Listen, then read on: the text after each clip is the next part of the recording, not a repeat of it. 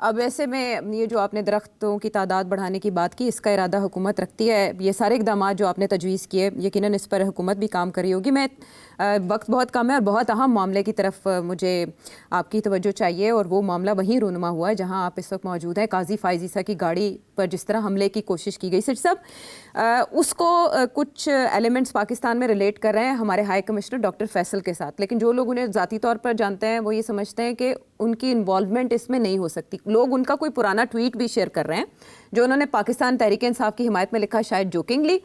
लेकिन मुझे आपसे ये जानना है कि इस तरह के वाक़यात का तदारुक क्या मोहसिन नकवी साहब के उन ऐलानात से हो सकता है कि हम उनकी शहरियत मंसूख कर देंगे, उनके ID कार्ड ब्लॉक कर देंगे, या ये ऐसे ही चलता रहेगा?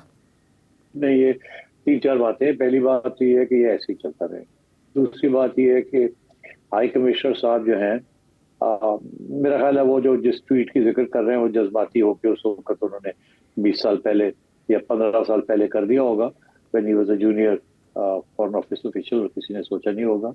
मगर मेरा ख्याल है that is not relevant. He is a professional and वो प्रोफेशनल काम ही करेंगे।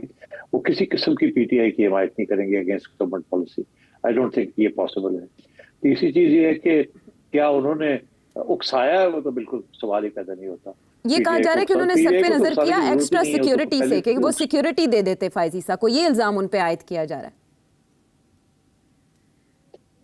नहीं, सिक्योरिटी क्या देते, और एक और अटेंशन गैदरिंग डिवाइस हो जाती।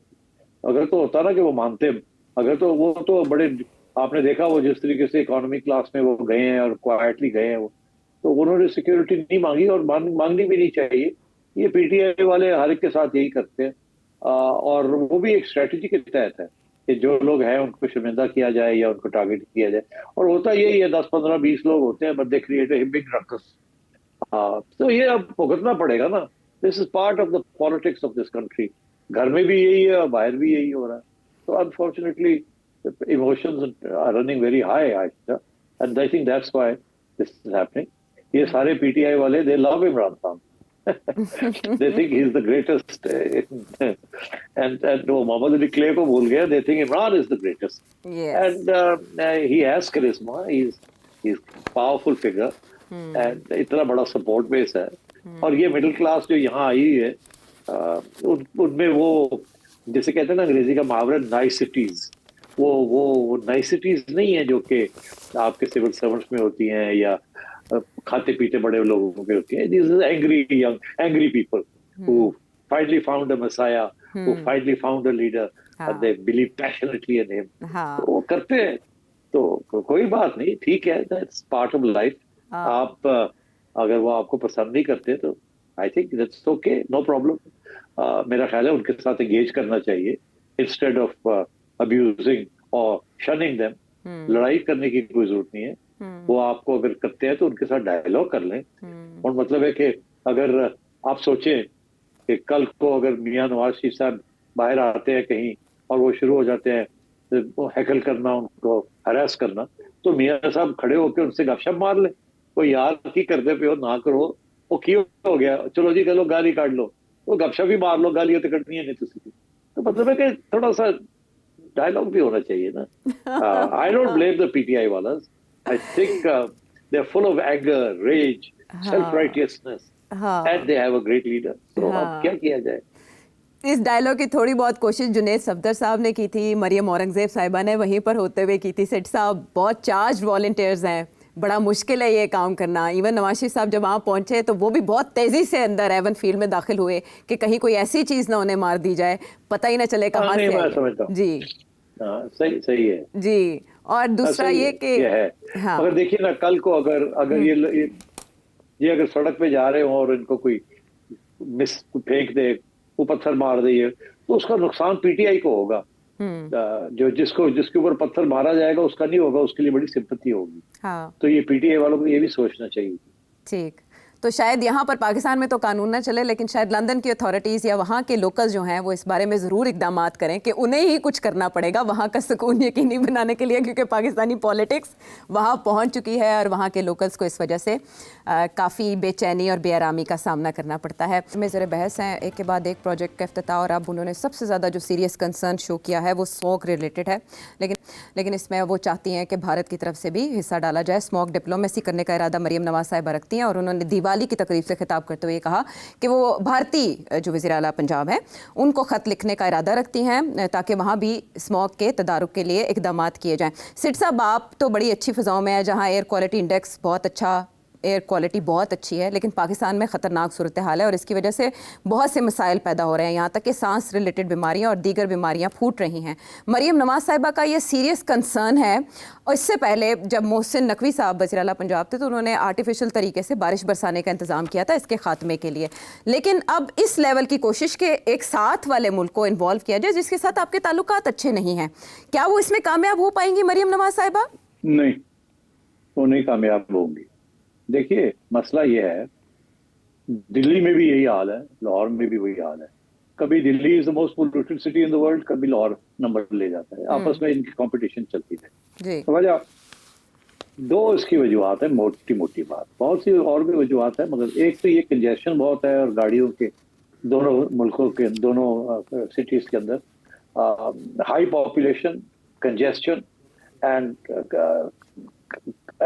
Cars and exhaust. एक तो ये दोनों का एक ही प्रॉब्लम। दूसरा तरफ ये है कि दोनों के एग्रीकल्चरल जो हिंटरलैंड है दोनों शहरों का, एक दोनों के जो पंजाब है वहाँ इस वक्त दे बर्न द क्रॉप, वो जो स्टड्स रह जाते हैं उनको बर्न करते हैं to clear the land for recultivation. तो वहां भी होता है और यहाँ भी होता है। जब यहाँ होता है और अगर हवा उधर चल रही हो तो इधर को उधर ले जाते हैं, जब वहां होता है उधर की हवा इधर चल रही हो तो वो इधर आ जाते हैं। तो एक दूसरे को ये they sustain each other and they complement each other.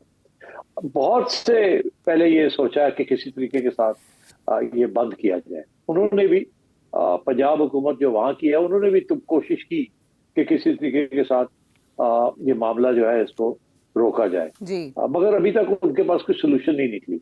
इसी तरीके के साथ यहाँ भी मोहसिन नकवी साहब से पहले भी और उनके बाद भी कुछ बड़ी सोच पचोड़ इस पे हुई है, विचार हुई है कि जी इसको कैसे खत्म किया जाए। तो मतलब ये है कि ये जब तक ये जो गाड़ियों का मसला है और जोनिंग नहीं होती सही तरीके से और ट्रैफिक और रिफ्यूम्स, ये नहीं मसला हल होता, और दूसरा ये जो बर्न करते हैं क्रॉप्स को जो रह जाते हैं, तो ये दोनों मामले साथ साथ चल रहे हैं। एंड इसमें कोई आपस में मिलके कोई खास कोऑपरेशन नहीं हो सकती। आप अपना काम करें, वो अपना काम करें तो शायद तो बेहतर हो जाए, मगर अगर आप जिम्मेदारों को रोक भी लेंगे फ्रॉम दिस प्रैक्टिस, कोई सब्सिडी देके या कोई और तरीके के साथ यू कैन परसुएड देम कि ये मत करें, तो फिर आप गाड़ियों का क्या करेंगे?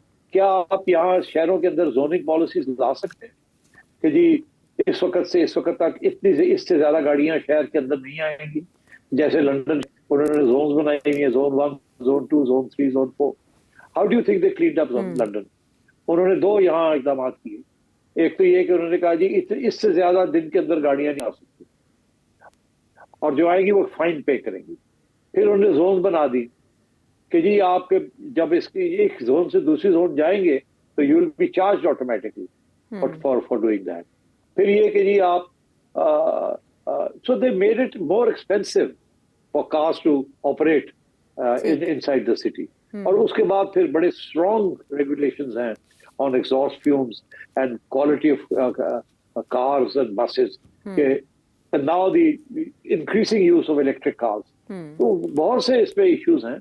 I don't think ये मरियम साहिबा और केजरीवाल साहब या वहाँ के जो पंजाब के जो चीफ मिनिस्टर हैं भगवंत मान दिल्ली के या पंजाब में, हाँ जो अमृतसर में बैठे हुए हैं या कहीं और बैठे हुए हैं, चंडीगढ़ में बैठे हुए हैं, whether they can do this, बातें जरूर होंगी मगर होना कुछ नहीं। ये अपने आप अपने तौर पे अपनी जगह पे माफ करना पड़ेगा। मसला ये है कि जब ठंड आती है ना मौसम, तो जो ठंडी हवा होती है ना वो जमीन पे बैठती है, जी जी गर्म हवा ऊपर चढ़ती है। जी। जब गर्म हवा ऊपर चढ़ती है तो ऊपर जो ये सारा स्मॉग है ना इसको ले जाती है वो। तो समर्स में उधर इस किस्म का प्रॉब्लम नहीं होता। विंटर में क्योंकि कोल्ड एयर सिट्स डाउन और स्मॉग को नीचे रखती है वो, तो it just spreads over the city instead of evaporating up and then being blown away. तो ये प्रॉब्लम है। इसके लिए लॉन्ग टर्म प्लानिंग करनी पड़ेगी और दिलेरी के साथ प्लानिंग करनी पड़ेगी। ये बहुत नुकसानदेह है। इसको सही तरीके से इसके कॉस्ट ऑफ वर्कआउट ही नहीं किए किसी ने कि इसके साथ कितना नुकसान हो रहा है लाहौर शहर का या पंजाब का, और क्या इसके किस तरीके से इसको लॉन्ग टर्म इसको सेटल किया जाए। कोई इतनी दिमाग नहीं है या इतनी पेशेंस नहीं है किसी में, वो बस वो चलता है, ऐसे ही चलता है। बट ठीक है जी, अब आप क्या कर सकते हैं, सो ऑन। ठीक है, तो क्लाउड सीडिंग जो पहले की गई थी मोहसिन नकवी साहब के दौर में, आपके ख्याल में वो आर्जी सोल्यूशन था? इसी तरह जो ग्रीन लॉकडाउन अब लाहौर के कुछ एरियाज में किया जा रहा है, मरियम औरंगजेब साहिबा ने उसका ऐलान किया, ये भी आर्जी इकदाम है। आपको लगता है कोई बैन अल-अक़वामी माहिरीन की खिदमात इस सिलसिले में हासिल की जानी चाहिए? नहीं, कोई जरूरत नहीं है। सबको पता है क्या करना है। पार्क्स बढ़ा दें, ग्रीनरी और बढ़ा दें, कार के जो एग्जॉस्ट फ्यूम्स हैं MOTs दे दें, मोटर टेस्ट करें, गाड़ियों को ऑफ द रोड रखें, जोन बना दें। स्कूलों के वक्त रूल होना चाहिए कि कोई एक गाड़ी के अंदर एक बच्चा नहीं जाएगा, हर गाड़ी के अंदर कम से कम 2 या 3 बच्चे होंगे ताकि कार पूलिंग शुरू हो जाए, एंड सो ऑन। इस किस्म की चीजें करनी पड़ेगी, कानून बनाने पड़ेंगे सिटी रेगुलेशन के लिए, and then you will see it will make a difference, but that will take time. ये 10 साल पहले इनको करना चाहिए था, नहीं किया। अब क्रिकेट भी नहीं हो सकती विंटर के अंदर, फ्लाइट्स टाइम पे नहीं लैंड कर रही, एंड बीमारी बढ़ रही है, अस्पताल बढ़ते जा रहे हैं। तो you have to see the cost of this, and इसके लिए then you have to take the regulatory steps to clean up the city. ये कोई रॉकेट साइंस नहीं है, how do clean up cities. You can clean up cities, but then you have to take tough measures. और उसमें जाहिर है कुछ लोगों को inconvenience होगा, especially अमीर लोगों को, मगर you clean up your buses, make sure the police is alert, stops all this। फिर ये डीजल जो है इसको तो खत्म ही कर दे तो बेहतर है कि जो buses हैं they should not be allowed to fly inside the city, they should be only electric buses inside the city, ठीक। instead of diesel buses। Trucks जो हैं उनको भी there should be a particular time when they can come inside the city, tractors, trucks जो diesel इस्तेमाल करते हैं। So there's a way of doing all this, but then you have to plan for it and do it accordingly। ठीक।